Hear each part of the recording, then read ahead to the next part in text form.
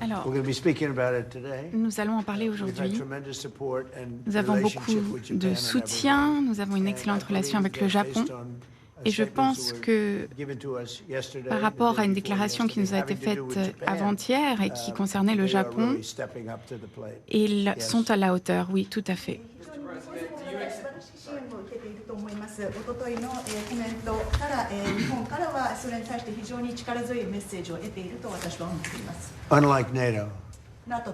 Alors, pas comme l'OTAN.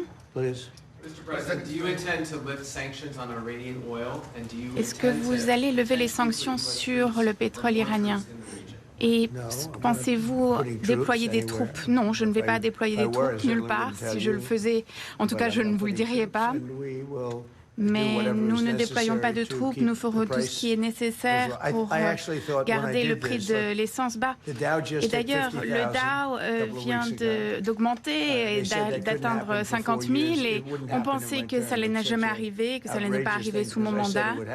Alors que moi, je l'avais prévu, j'avais prédit que cela arriverait, je ne savais pas que ça allait arriver aussi vite. 50 000 et on y arrivait en un an, pas en 4 ans. Le S&P, on est à 7 000.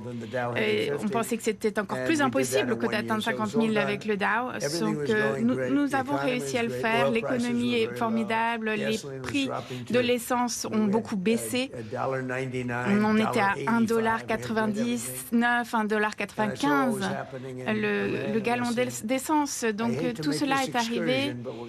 Et malheureusement, on a dû faire cette petite expédition, mais c'était essentiel. Et je pense que la situation aurait pu être pire.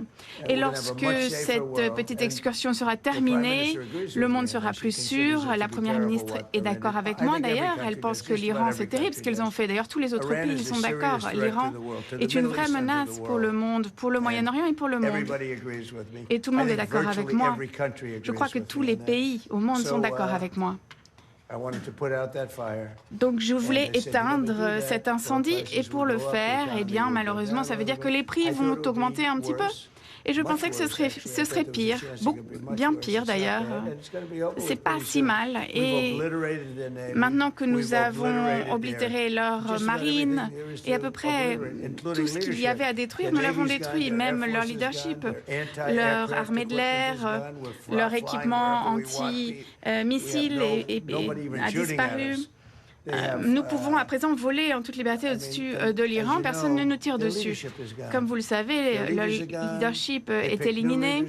Ils cherchent de nouveaux dirigeants. Ils sont éliminés. Ils en cherchent un autre. Nous l'éliminons à nouveau. Donc, on peut prendre l'île si on veut, la petite île du pétrole, comme je l'appelle, puisqu'elle n'est pas protégée.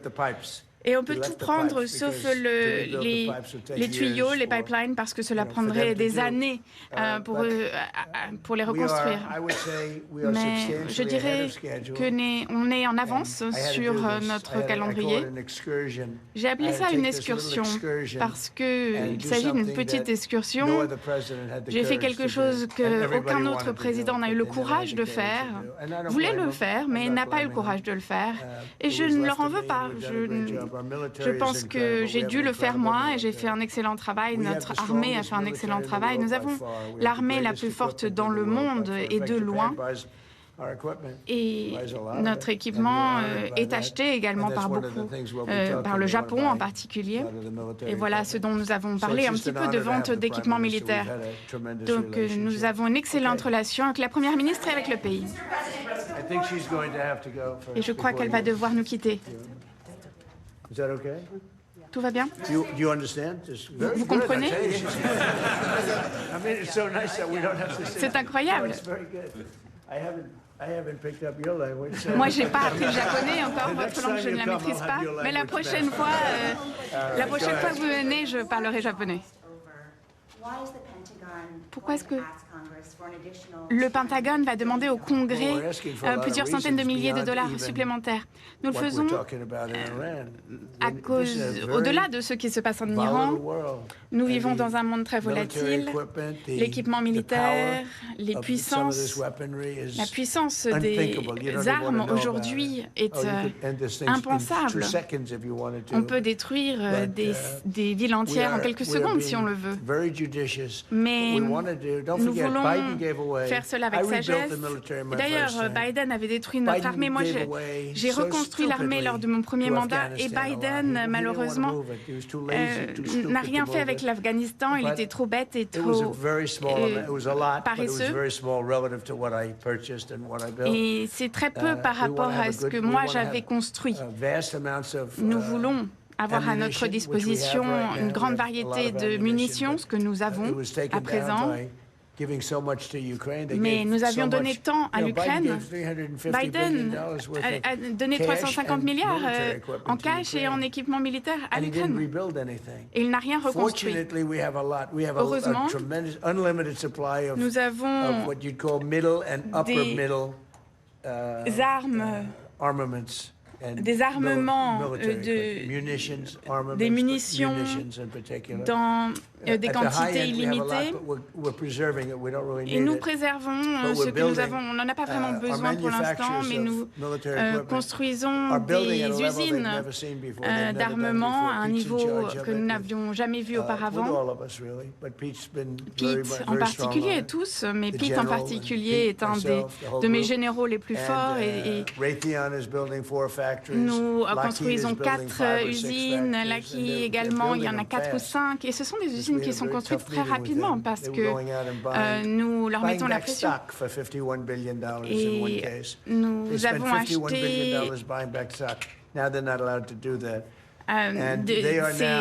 ces usines de nouveau. Et nous sommes en train de construire à une échelle sans précédent. Donc on est en excellente forme, mais nous voulons être dans la meilleure forme possible. Et si je n'avais pas reconstruit l'armée, eh bien nous ne serions pas dans cette position et Biden n'a rien fait. Et si vous écoutez les démocrates, ils voudraient qu'on n'ait même pas d'armée.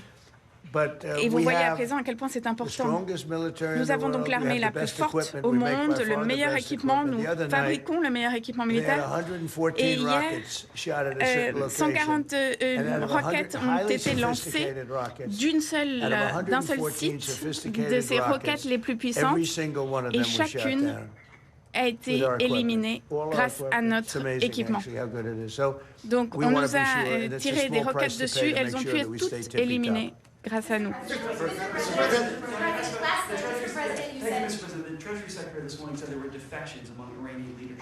Vous avez dit qu'il y avait des défections au niveau du gouvernement iranien?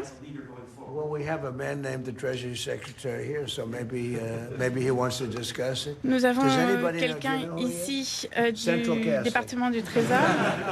Est-ce que quelqu'un veut lui poser des questions?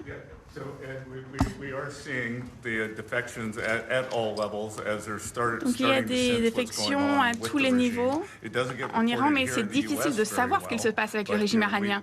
Nous n'avons pas de nouvelles ici depuis les États-Unis, mais on pense que le régime va sans doute s'effondrer tout seul, et en particulier en ce qui concerne leur ministère des Finances, l'argent n'est pas accessible pour eux.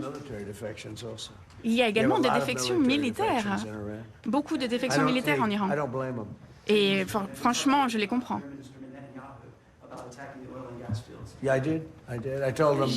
J'ai parlé à Netanyahou, je lui ai dit ne faites pas ce que vous faites. Vous savez, on en a discuté. On s'entend très bien, les efforts sont coordonnés, mais parfois, de temps en temps, il va faire quelque chose que je n'aime pas. Et donc, j'essaye d'éviter cela maintenant.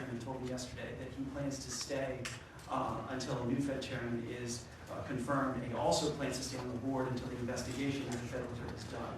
Well, he's under investigation Alors, because il y a he's une building a enquête building for hundreds en of ce moment. billions of dollars more than it's supposed to cost. The Donc, building il you see s'agit over there is under du budget dirigeant and du ahead of schedule. FBI That's the qui ballroom. construit un The ballroom bâtiment is a qui much dépasse le budget de bigger plusieurs building. centaines de It's a millions much more de complex dollars. building than what Il he's doing, and s'agit it's at a fraction le, of the cost. le bâtiment que nous And construisons, something nous, is going juste on, de l'autre whether it's côté, là, est bien plus contractors. complexe. That's what I do best in the world. I Et build. I moi, build je great suis buildings. I've excellent always à done it. construire des And I build them under bâtiments. budget and ahead C'est of ce que j'ai schedule. toujours fait et j'arrive They toujours could à le have faire $4 billion. This is a pour un budget renovation moindre job. et en avance. For Et donc, $4 ils auraient pu billion. le faire. And if Il you look s'agit at the building, it's not even- I d'une don't know if rénovation. Et si vous regardez le Kevin Bush is ever bâtiment, gonna be able to move into it. on se demande It's s'ils been vont under jamais construction pouvoir for years. emménager parce que ça fait It's the des most années expensive que c'est building en ever construction. built. C'est le bâtiment Now, le plus I cher know it's jamais grossly construit. incompetent because I happen to think Et je he's sais qu'il grossly s'agit incompetent. d'incompétence Today, certainly, you should be absolue lowering interest rates, all right? Certainly, et who would not lower de la them? Fed, pardon. But Et he's donc, il faut que ce stubborn and bâtiment de he's la got Trump Fed, derangements vous avez in vu, there. A ils lot ont of people essayé have that, de you know. baisser les taux Not a d'intérêt curable encore. disease. But he's also Et building. il He should be construit lowering rates immediately. ce bâtiment alors qu'il devrait faire baisser les taux d'intérêt. Mais il ne va pas le faire parce que c'est une personne incompétente et têtue. Et ça, c'est une très mauvaise combinaison lorsque vous êtes incompétent et têtu. Et en plus, il n'est pas très intelligent. Et donc, il est en train de construire un complexe là-bas.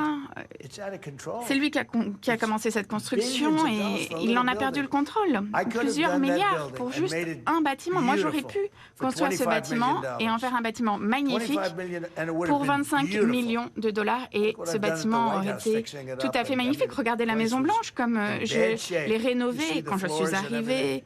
La Maison Blanche était en très mauvais état, les sols, etc.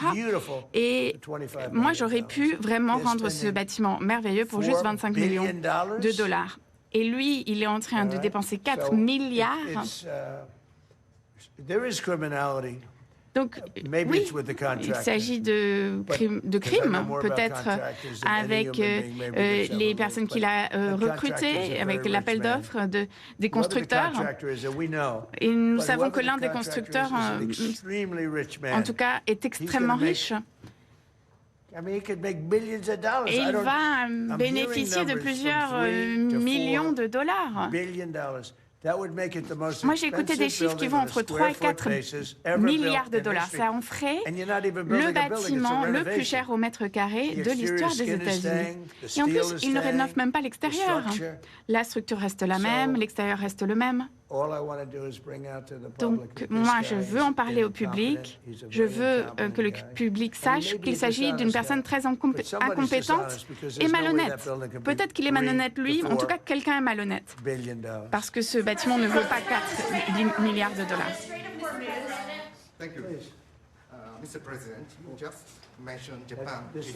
Monsieur le Président, vous avez mentionné le Japon. Ah, c'est l'un des vôtres. Est-ce qu'il est bon ou il est mauvais?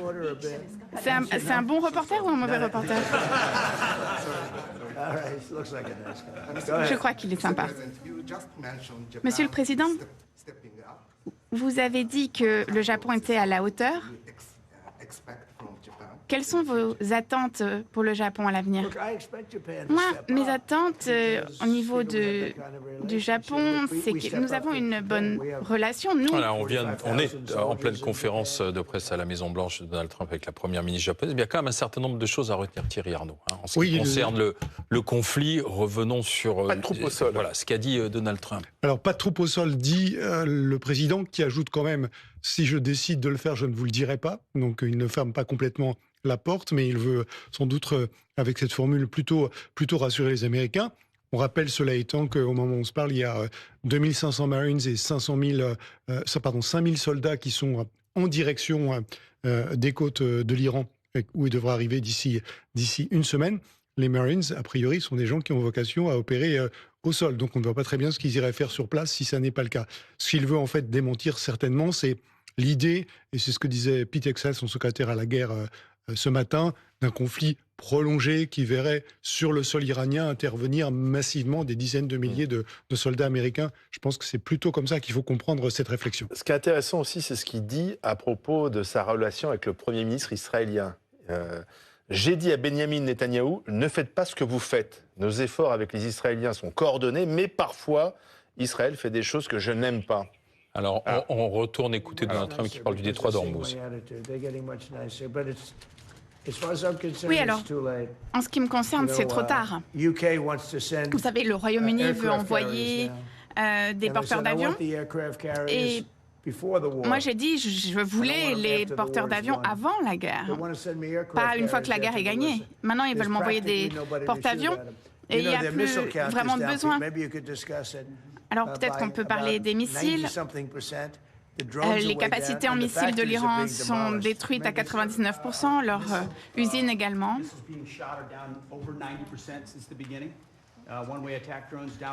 Nous avons donc détruit depuis le début 90% de leur capacité en missiles. Et ce que vous avez dit est particulièrement important, Monsieur le Président, c'est leur capacité de construire des missiles. Et donc, toutes leurs fabriques et leurs usines de missiles sont impossibles. Et même s'ils voulaient en reconstruire, ils ne pourraient pas le faire à l'avenir. Et ça, c'est un niveau de destruction pour leur armée qui est sans précédent. Et nous avons fait cela en 2 semaines. Nous avons détruit la marine, nous avons détruit les forces aériennes, toutes leurs télécommunications détruites. Et je pense qu'on a fait un très bon travail. Une dernière question pour la Première ministre. Il y a une merveilleuse personne du Japon qui va poser une question pour la Première ministre.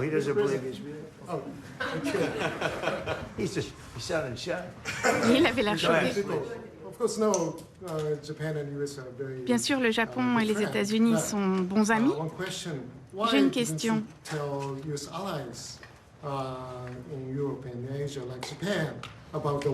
Pourquoi ne pas prévenir les alliés européens ou le Japon, alliés des États-Unis également, de cette guerre? Eh bien, vous savez, lorsque on est entré dans cette guerre, on est entré de manière très brutale et nous voulions le dire à personne parce que nous avions besoin de la surprise. Et le Japon connaît très bien l'effet de surprise. Pourquoi vous ne nous avez pas prévenus pour Pearl Harbor? Donc, nous pensons que la surprise, c'est important et il fallait les surprendre. Et c'est ce que nous avons fait. Et à cause de cette surprise, les 2 premiers jours, nous avons détruit pratiquement 50% de cibles et bien plus que ce que nous pensions faire. Et si on avait prévenu nos alliés, cela n'aurait pu être une surprise.